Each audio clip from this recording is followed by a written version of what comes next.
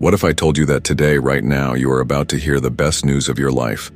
The kind of news that changes everything, not just for today, but for one eternity. I'm not talking about a promotion at work, a financial breakthrough, or even the resolution of a personal struggle. No, this is much bigger than that.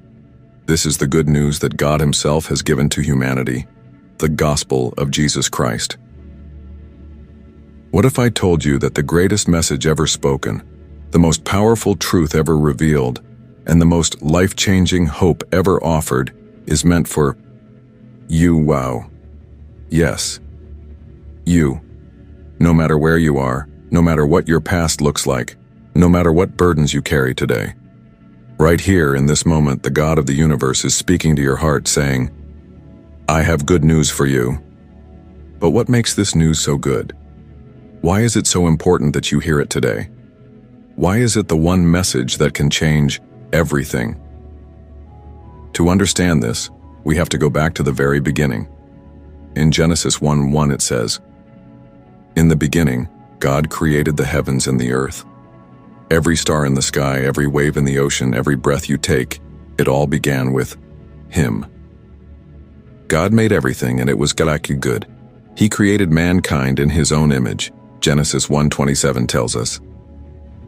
So God created man in His own image. In the image of God He created him. Male and female He created them. God didn't create us out of need or loneliness. He created us out of love. You and I were made to reflect the goodness of God, to walk in perfect harmony with Him, to know Him as a loving Father. But something went terribly wrong. Sin entered the world, not just through Adam and Eve, but through all of us. Romans 3:23 makes it clear, for all have sinned and fall short of the glory of God. That means every one of us, no matter how good we think we are, has fallen short. Have you ever felt the weight of guilt? Have you ever carried shame so heavy it seemed impossible to bear? That is the result of sin. It separates us from God, it darkens our hearts, and it leaves us lost, wandering through life without true purpose or hope. And the worst part? Sin has a price, a devastating price. Romans 6:23 tells us, For the wages of sin is death, but the gift of God is eternal life in Christ Jesus our Lord. Sin doesn't just bring a physical death, it brings spiritual death. It cuts us off from the life, the joy, and the presence of God. But here's the good news. God refused to leave us in our brokenness. He refused to let sin have the final say. And so, out of unimaginable love, He made a way for us to be redeemed.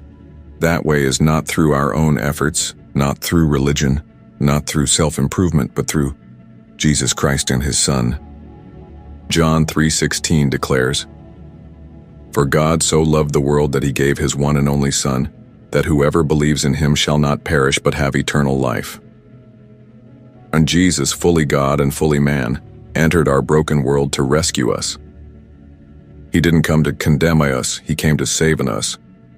John 3:17 reminds us, For God did not send His Son into the world to condemn the world, but to save the world through Him. Think about that. The very one who had the right on to judge us chose instead to take our place. He lived the perfect life we could never live. He healed the sick, raised the dead, and forgave sinners with a love that shattered every expectation. But the most incredible act of love came when He willingly took our punishment upon Himself. On a brutal Roman cross, Jesus bore the weight of our sin. Isaiah 53:5 prophesied about Him. But He was pierced for our transgressions. He was crushed for our iniquities. The punishment that brought us peace was on Him, and by His wounds we are healed. Can you imagine that moment? The Son of God, nailed to a cross, His blood pouring out, not because He deserved it, but because we did. He took our shame, our guilt, our punishment. He paid the price so that we could be set free. But here's the best part. Jesus did not stay in the grave. 3 days later, the impossible happened. The stone was rolled away and the tomb was empty. Jesus, that rose from the dead, defeating sin, conquering death, and proving that he is the resurrection and the life. 2 Corinthians 15:55-57 cries out, "Where, O death, is your victory? Where, O grave, is your sting? But thanks be to God, he gives us the victory through our Lord Jesus Christ." This is the good news. Because Jesus lives, you can have new life. Your past can be wiped clean, your sins can be forgiven, your eternity can be secure. But here's what you must understand. This news requires a response. It's not enough to simply hear it. The gift of salvation is freely offered, but like any gift, it must be received. Romans 10:9 tells us, "If you declare with your mouth, 'Jesus is Lord,' and believe in your heart that God raised him from the dead, you will be saved." This is not about religion. It's not about trying harder or being good enough. It's about surrender, letting go of your sins, your struggles, your doubts, and placing your faith in Jesus Christ alone. And when you do, everything changes. Look at the life of Saul, a man who once persecuted Christians, hunting them down with hatred in his heart. But when he encountered Jesus, he was transformed into Paul, one of the greatest apostles of all time. Or take John Newton, a man who was once a one-slave trader, drowning in sin and cruelty. But when he met Jesus, his life was completely changed.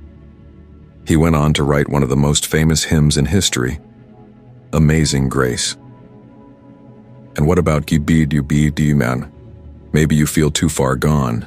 Maybe you think you've made too many mistakes. But hear me. God's grace is bigger than your past. His love is stronger than your failures. Jesus himself says in Matthew 11:28, "Come to me, all you who are weary and burdened, and I will give you rest." This is your moment. The Savior of the world is calling your name. Will you come to him?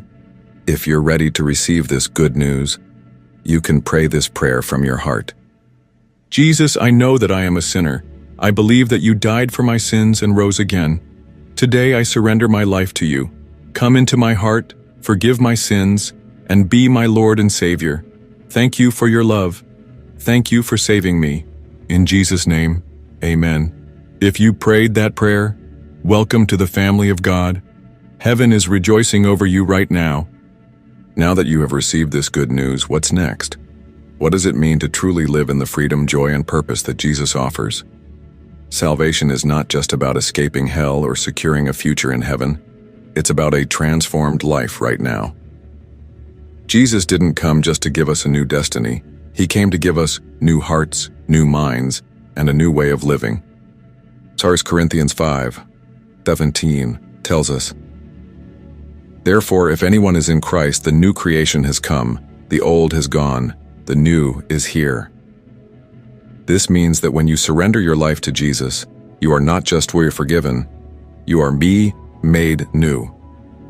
Your past no longer defines you. Your failures no longer control you.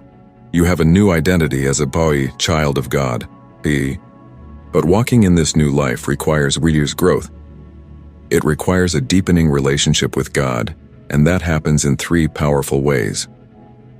1. Stay rooted in God's Word. The Bible is not just a book. It is God's voice, speaking directly to you. Hebrews 4:12 tells us, "For the Word of God is alive and active, sharper than any double-edged sword. It penetrates even to dividing soul and spirit, joints and marrow. It judges the thoughts and attitudes of the heart." When you read the Bible, you are hearing directly from God. His Word will teach you, correct you, guide you, and strengthen you. Make it a daily habit to spend time in my scripture. Even if it's just a few verses at a time, let it fill your heart and transform your thinking. 2. Stay connected in prayer. Prayer is more than a religious duty. It is your lifeline. It is how you talk to your Heavenly Father, and He delights in hearing from you. Jesus himself often withdrew to pray, showing us the importance of staying connected to God. Philippians 4:6-7 encourages us. Do not be anxious about anything, but in every situation, by prayer and petition, with thanksgiving, present your requests to God, and the peace of God, which transcends all understanding, will guard your hearts and your minds in Christ Jesus. Whether it's in the morning, during your commute, before meals, or before bed, talk to God. He is listening, and He loves you deeply. 3. Surround yourself with other believers. We were never meant to walk this journey alone. God designed us to grow in our community. Hebrews 10:25 reminds us, do not give up meeting together, as some are in the habit of doing, but encourage one another. Find a Bible-believing church where you can learn, grow, and be encouraged. Surround yourself with people who will pray for you, support you, and remind you of God's truth when life gets hard. But don't just stop there. Share this good news with others. Jesus didn't save us just so we could keep this to ourselves. He calls us to go and tell the world. As we come to the end of this message, I want you to take a moment and reflect. Where are you in your journey with Jesus? Are you still carrying the weight of your past? Are you still living in fear, doubt, or uncertainty? Or have you stepped into the freedom and joy that comes from knowing Christ? If you have not yet surrendered your life to Jesus, the invitation is still open. His arms are wide and He is calling you by name. And if you are already a believer, let this message remind you of the power of the gospel. Let it stir in you a fresh fire, a renewed passion, to live out your faith with boldness and to share the fire. Good news with those around you. Let's pray. Father, we thank you for your love. Thank you for sending Jesus to save us, to redeem us, and to give us new life. Lord, for those who are hearing this message today, I pray that you would touch their hearts. Let them know that they are not too far gone, that your grace is greater than their past, and that your love is deeper than their failures. Jesus, we surrender to you. Lead us, guide us, and use us for your glory. In your holy name we pray. Amen. Now go, walk in faith, walk in joy, and walk in the good news of Jesus Christ. Amen.